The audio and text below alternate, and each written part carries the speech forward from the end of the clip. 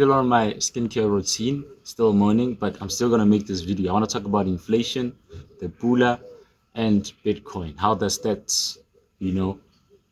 So every year we hear the same thing. Prices are going up. Motlakase simola go tura, fuel becomes more expensive, dijo di simola go tura, rent le yone ya oketsega. But people have just one question, which I know that you're asking yourself. If everything around us is simola go tura, what is happening to the value of our currency? The truth is, money is not as stable as we think. Even currencies, it's not as strong as we think because of something called inflation. So today we're going to look at a very interesting question. Has Bitcoin managed to protect people's wealth better than our own currency, the Pula, over the years? But before we talk about Bitcoin, I want you to understand what inflation is. Inflation simply means that your money buys less over time. For example, imagine in the past, you could have bought a full trolley ya dijo e reka ka 500 pula. And then years later, the same trolley now would cost 800 pula or 900 pula or 2000 pula. The products did not become more valuable. You know, the value of your money has changed. Your 500 over time lost its purchasing power. That's what happened. So this is why people say that cash is losing value.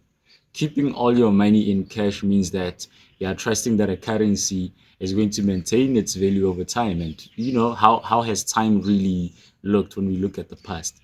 The Botswana Pula has built a reputation as one of Africa's strongest currencies. Botswana has managed its economy better than other countries, you know. But no currency completely protects its citizens from inflation and the high cost of living because you know those increase over time. Like I say, transport law e nna e oketsega, you know, dilo tse e le gore re di reka ko ntle ga Botswana, and the prices for that also increases, and it becomes very challenging for the people that are the ordinary Motswana like me and you. So this is where Bitcoin really enters the conversation. Bitcoin was created in 2009 after the global world crash by Satoshi Nakamoto. That's who created Bitcoin. So Bitcoin had a fixed supply of only 21 million Bitcoin. No government, no organization no organization can print Bitcoin or can't make more. Nobody controls Bitcoin. Bitcoin has a limited supply. I mean, it has a limited supply. If the currency, if the supply of like traditional money can increase over time, then we can always print more pulas. We can't make more Bitcoins because there's only uh, 21 million Bitcoin. So supply of Bitcoin remains limited. So the question is, could Bitcoin maintain its value better than the Pula, looking at history? You know, because Bitcoin has experienced incredible growth over time, more than our own currency. It started with almost no value, and over the years, it has reached prices that could have been, unimagined by people when it was created. When measured against many currencies, including the Botswana Pula, Bitcoin has performed better and is more valuable and is far more beyond than the rate of inflation. I'll put a chart here for you to take a look at. So there's something very important that I want you to understand. Bitcoin is not a guaranteed way to make money.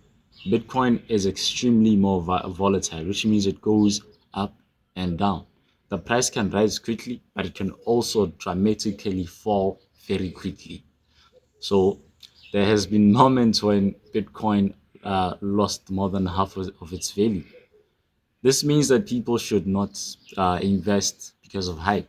They should invest only after understanding what they're buying and the risk that are involved when they buy Bitcoin. The biggest concern, no, the biggest conversation, I mean, is not just about Bitcoin. The biggest conversation is about protecting the purchasing power. Wabona.